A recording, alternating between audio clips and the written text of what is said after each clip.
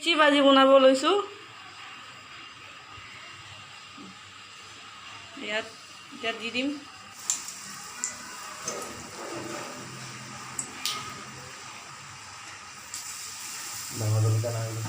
ডাঙৰ জলকীয়া নাই সৰু জলকীয়া দিয়ে বনাইছোঁ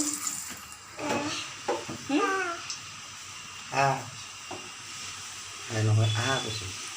বেছটো এৰিব পৰা নাই কাম দিছে দুনো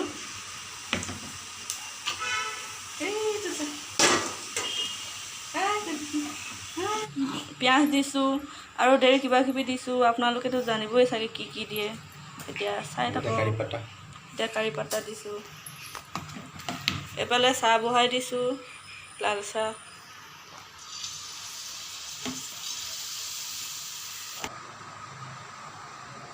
জ্ঞানদীপ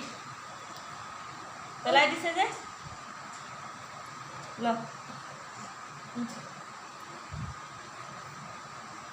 এইফালে জলকীয়া মিৰ্চি খাই আছে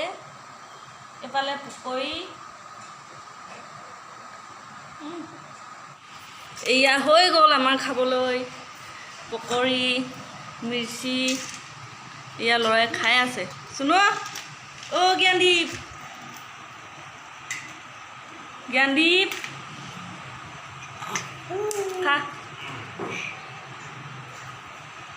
এয়া পেলে লাল চাহ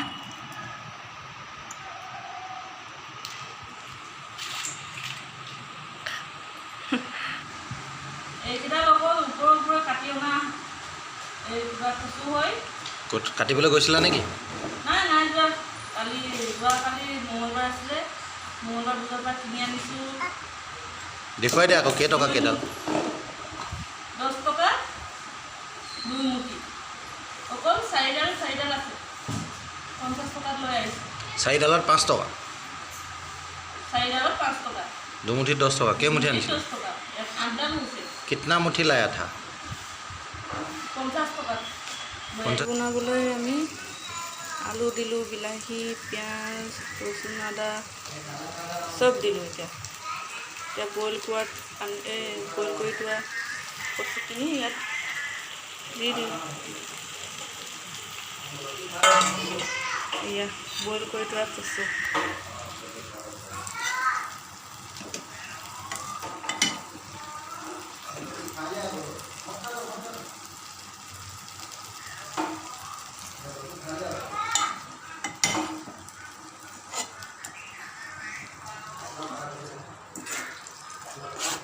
আছে কচুত এতিয়া মাছ কিছুমান আছিলে এইটোকে দি দিছোঁ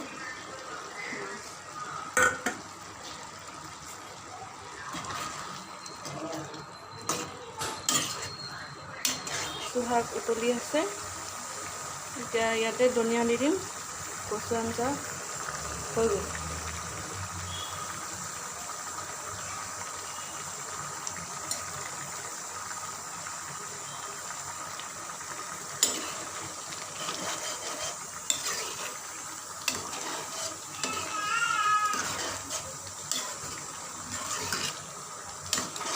আঞ্জা এয়া মাছৰ ডিম বিলাহী পিঁয়াজ দি ভাজিছোঁ এয়া হ'ল মাছৰ ডিম ফ্ৰাই এতিয়া আমাৰ খাবলৈ ৰেডি এইটো আমাৰ জ্ঞানদীপ উঠিলে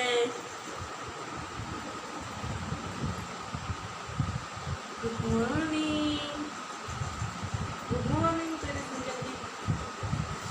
গুড মৰ্ণিং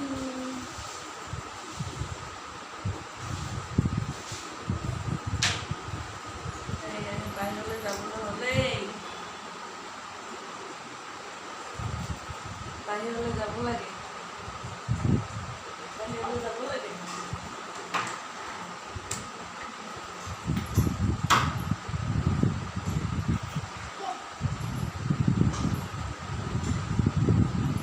ৰাতিপুৱা বাহিৰলৈ